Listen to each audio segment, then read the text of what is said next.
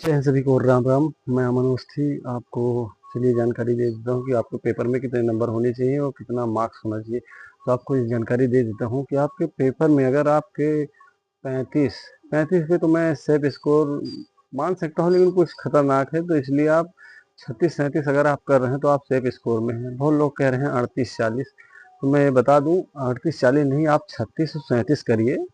ये save score है पूरे, चाहे जहाँ का आर ले लीजिए, चाहे आप लखनऊ आर का ले लीजिए, चाहे आप बनारस आर का ले लीजिए। उसके बाद अगर आप इसी आर का भी ले सकते हैं, लखनऊ आर, बनारस आर, अमेठी आर, यही सब आर हैं जी। यही सब आर टप पे जाते हैं, बहुत खतरनाक जाते हैं। इसकी मेरिट सबसे ज़्यादा टप तो बनारस आर की जाती है। तो बनारस आर पे आप 138 पे सेफ हैं, और लखनऊ आर पे हैं तो आप 36 37 पे सेफ हैं। काफ़ी बढ़िया अच्छा स्कोर है, और पास तो हो जाएंगे। 25 आ जाएगा तब भी आप पास हो जाएंगे। तो आप लोगों को यही बताना चाहता हूँ कि आप 135 क्वेश्चन 36 37 तक हुई है।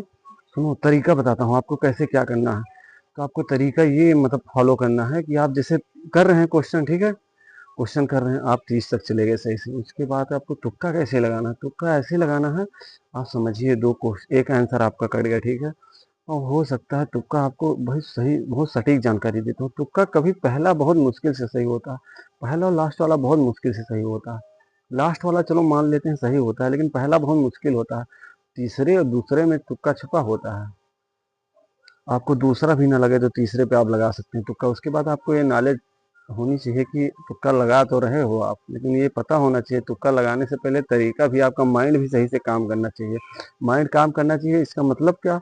इसका मतलब ये कि अगर आपका माइंड नहीं काम करेगा तो तुक्का लगाने से कोई फ़ायदा नहीं। यहाँ पे आप टेस्ट मारिए, अगर आप टेस्ट मारेंगे तो आपका एक्सपीरियंस रहेगा, तो वहाँ पे तुक्का भी आप लगा सकते हैं, कोई दिक्कत नहीं। इससे ये फ़ायदा है कि आप यहाँ पे टेस्ट मारिए, उसके बाद आगे और कोई दिक्कत नहीं। तुक्का लगाइए, एक पोस्ट कम से कम एक आंसर आपको आना चाहिए कि उसमें ना हो। उसके बाद तीसरा या चौथा जो सही लगे, पहला सही लगे तो पहला लगाइए, कोई दिक्कत नहीं। लेकिन हमारा तो यही है कि पहला बहुत कम सही होगा, तीसरा चौथा में ज़्यादा छुपा रहेगा, कभी कभी दूसरे में भी रहेगा। बस आपको यही जानकारी दे रहा हूँ, और क्या बताएं, बढ़िया है सब। जय हिंद, जय भारत।